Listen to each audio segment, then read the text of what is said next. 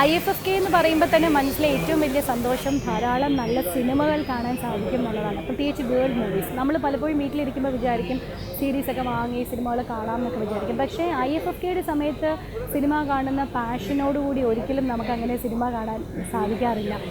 ഒരു ദിവസം 4-5 മൂവീസൊക്കെ കാണുന്ന ദിവസങ്ങളുണ്ട്. പക്ഷേ അതേ ഒരു പാഷൻ ചിലപ്പോൾ നമ്മൾ വീട്ടിൽ നിന്നാൽ കാണാൻ സാധിക്കില്ല. മാത്രമല്ല വളരെ ഹാൻഡ് പിക്ഡ് ആയിട്ടുള്ള മൂവീസ് ആയതുകൊണ്ട് തന്നെ ഓരോ സിനിമകളും നല്ലതുമായിരിക്കും.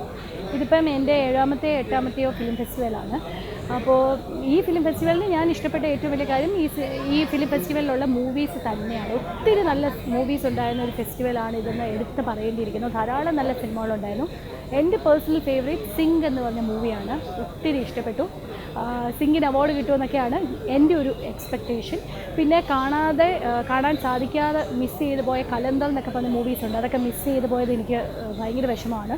നെരൂദയാണ് ഞാൻ എടുത്ത് പറയാൻ എനിക്കിഷ്ടപ്പെട്ട ഒരു ചിത്രം. എന്തായാലും ഇനിയും IFFKയിൽ ഇതേപോലെ നല്ല സിനിമകൾക്ക് വേണ്ടി ഓരോ വർഷവും നമ്മൾ കാത്തിരിക്കണം. ശരിക്കും ഡിസംബർ ടു ഡിസംബർ നമുക്കൊരു കാത്തിരിപ്പാണ്. ഒരു IFFKയിൽ നിന്ന് മറ്റൊരു IFFKയിലേക്കുള്ള കാത്തിരിപ്പാണ്. പിന്നെ ധാരാളം സെലിബ്രിറ്റീസിനെ നമ്മൾ വെറുതെ സെലിബ്രിറ്റീസിനെ മീറ്റ് ചെയ്യാനുള്ള സന്തോഷമല്ല, നമുക്ക് ഒത്തിരി ഇൻഫർമേഷൻസ് പലപ്പോഴും പോസിറ്റീവ് ക്വാളിറ്റീസൊക്കെ നമുക്ക് പലപ്പോഴും ഷെയർ ചെയ്താണ് കിട്ടുക.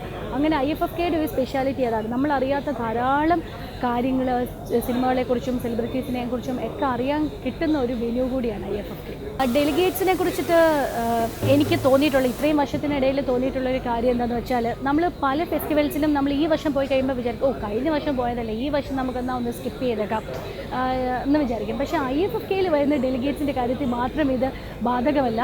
എല്ലാ വർഷവും ഡെലിഗേറ്റ്സ് കൂടിക്കൂടി വരികയാണ്. മാത്രമല്ല ഒരു 80% ആൾക്കാർ സ്ഥിരമായി വരുന്നവരാണ്. ഒരു 7-8 വർഷമായി സ്ഥിരമായി വരുന്നവരാണ്. പുതിയ ഡെലിഗേറ്റ്സ് വന്നു ചേരുന്നുണ്ട്.